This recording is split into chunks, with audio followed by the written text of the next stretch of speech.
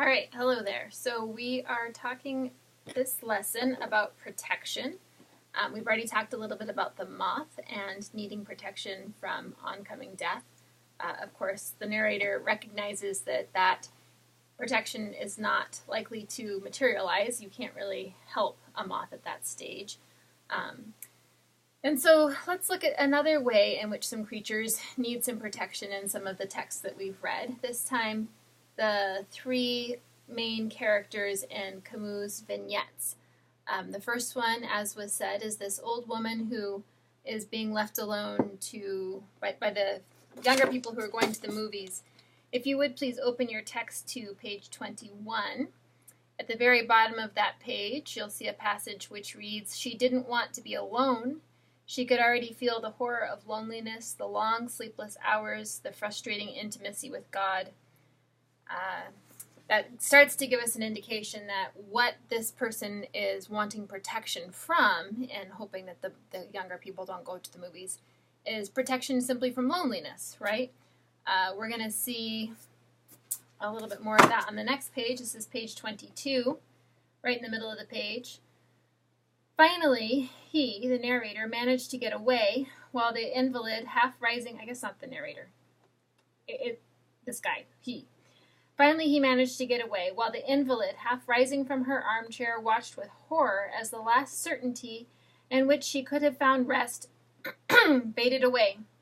Now there was nothing to protect her, and defenseless before the idea of death, she did not know exactly what terrified her, but felt that she did not want to be alone.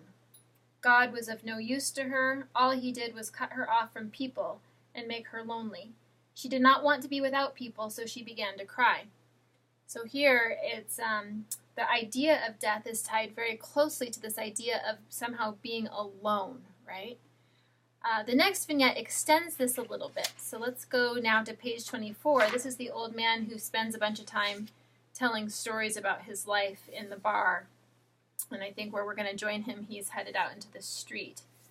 Or just about to, yeah. It's page 24, the first full paragraph. Soon he was alone, despite his efforts and the lies he told to enliven his story.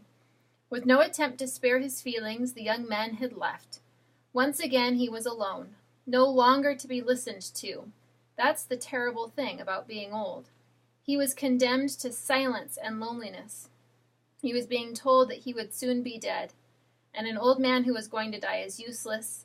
He is even an insidious embarrassment.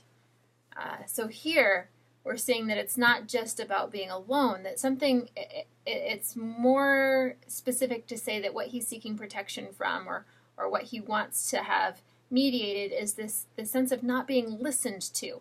And this story really hits at that point a couple more times. Page 25, first full paragraph, a couple sentences in, everything comes down to not being listened to anymore. And why is that important? Page 26, middle of that first full paragraph. And actually, let's back up a little bit. Men build on their future old age. They try to give this old age besieged by hopelessness and idleness that leaves them with no defense. They want to become foremen so they can retire to a little house in the country. But once they are well on in years, they know very well this is a mistake, this retirement to the country. They need other men for protection. And as far as he was concerned, he needed to be listened to in order to believe in his life. So here, very clearly tying the idea of protection to community and to being listened to in particular.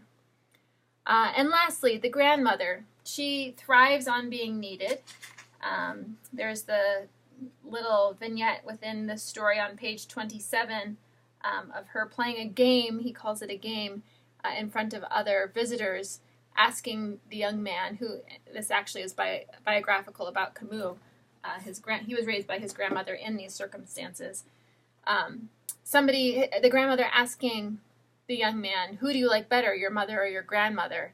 And knowing that he will answer his grandmother, because she has done such a good job of trying to make herself essential to him and to the rest of his family. On page 28, She makes a big deal out of being sick and is very visible with her illness. And when she came back into the room, this is the end of the paragraph that is cut off by this page.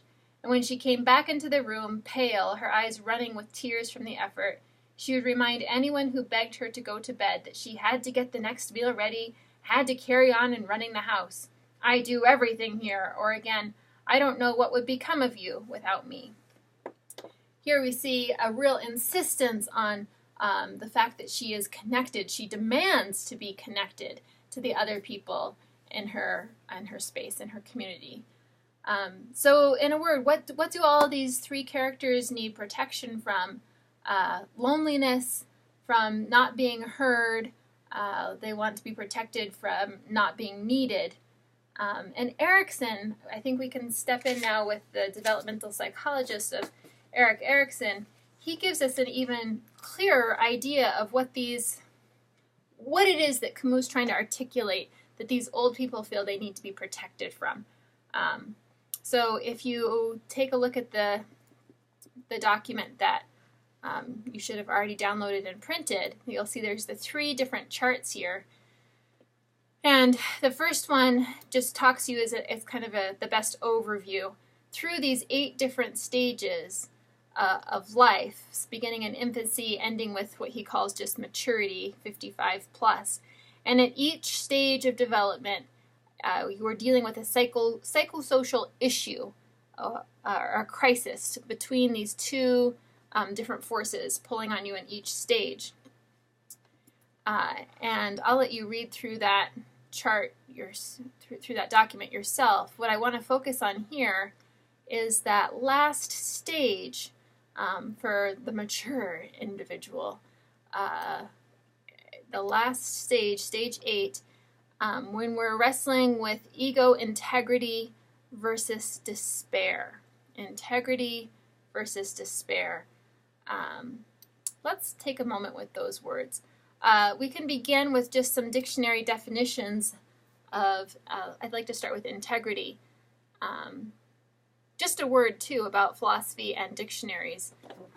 Several papers that a professor will get will begin with, the Webster Dictionary defines this term as being blah, blah, blah. And while it's admirable to always begin with a definition, the whole point of philosophy and its compulsion to consider definitions is not to turn to dictionaries as the authority, but rather to almost like get behind the dictionary, to try and understand if the typical way of understanding words, the typical definitions of words that you would find in, say, Webster's, if they're accurate, if we believe them, if they make sense, if there's a way of finessing the meanings between a word and a close cousin of that word. So it's a good place to start, but ultimately, careful philosophical work provides its own definition. So the careful philosophical paper would provide its own definition instead of simply relying on the authority of Mr. Webster. Anyway, if you were to look up integrity, you would find that it comes from a Latin root, which means intact, right? It means wholeness. And what's really remarkable here is that you're going to find there's a first definition, the most prominent definition, has to do with, of course, moral uprightness, right? We would say that somebody has integrity, and we would mean by that that they are a person of character, that we consider them to be honest and upstanding and worth being followed, emulated, right? But then the second meaning, which really doesn't have any of these moral connotations, simply means undivided or whole. So that's really interesting, okay? Erikson in these charts has identified despair as the opposite force here with integrity. But I want to use a different word that I think is more appropriate, that really draws on the twofold nature of the word integrity. On the one hand, a moral component. On the other hand, this reflection about undividedness, of intactness, of wholeness. Dissolution is the word I would like to introduce here. Dissolution.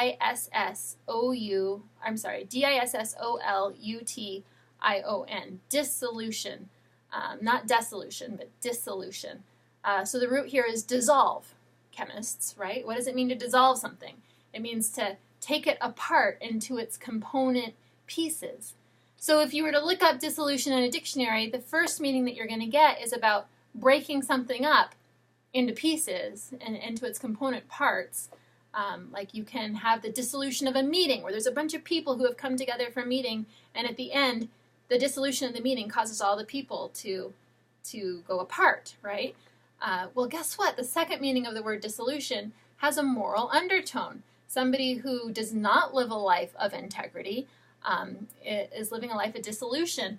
It can mean to live your life in an immoral way, a vicious way. So I think it's a better antonym for the word integrity. And I want to suggest to you that this word, dissolution, this is really what those old people in Camus' 3 vignettes are seeking protection from. They don't want to feel alone, and they want to feel that they're being listened to. But what they want is this community of people who is listening and being part of their story. In the language of earlier in the lessons, being part of their habitat, right? That makes these people who they are, reassures them that there is something there to who they are that can perhaps exist longer than death, or past death. Go back now to the third chart that I provided to help you understand Erikson. This is a nice chart because it gives this last column, culmination in old age, which really suggests that it's not just about attaining these various virtues, but the virtues themselves develop or ripen over time, as this document that I prepared for you explains. But the culmination of everything is that last cell in this chart, the bottom right-hand corner. A sense of integrity strong enough to withstand physical disintegration, to withstand physical dissolution, right? Something about you that is still there even when all the rest of you is not. That is what these old people are trying to assure themselves exists. The old woman, the old grandmother, wants to know that her family knows enough about who she is that even when she is gone, that force will still have a being to it, right? Similarly with the old man, he wants the stories to be listened to so that the memory of who he was and what he did stays in the minds of these other people. And similarly with the old woman who doesn't get to go to the movies, she wants those people there to help hold her sense of self together. She doesn't want to be in the dark. So, want to make a note here too that it's of course Erikson is saying that it's the older people, the group 55 years or 65 in some charts. The older group of people is going to be that latter stage of life is going to be where you're really thinking very pointedly about death, obviously. But that's not to say that younger people don't think about death too, given your life circumstances. I like here to think about Harry Potter and I'm going to forget the name, the Thestrals, I think. Is that the name of the animals that people can see once they've seen death? Being close to death and understanding death, the point being, it changes your sensitivity to the world around you in a certain way. Camus, obviously very interested in death, wrote this piece as a 21 or 22-year-old. So it's not that you have to wait till you're 55 or 65 to make sense of these ideas. Some of you may have already heard the quotation, "To philosophize is to learn to die." There are undertones of this with Socrates' remarks in Plato, but usually it's attributed to the French essayist Montaigne. And this is just what it means. To philosophize, to really think deeply about the world, is to learn to live in such a way that even biological death cannot unmake you, cannot take away the integrity that you've established over a lifetime. So let's see, where does that leave us? Just one more note, I guess, about this idea of integrity versus dissolution. You remember, of course, that the ethical dilemmas that we face often make us feel of two minds, right? That was the language that I used when we were working our way through the three struggles that ethical dilemmas always present us with: the heart and the head, the particular and the universal, and sometimes the legal and the moral. You can see rightness on various sides here, and it makes you feel of two minds. You're literally divided in yourself as to how to proceed. And so to thrive is to be the kind of person that can meet those sorts of challenges with a sense of unity and wholeness that cannot be undone by the circumstances, let alone by death. So, yeah, that's a wrap. Let's go forward. We've got one more topic to cover in this lesson before you hear about what your assignment is, and move on to lesson 4. Thanks for watching.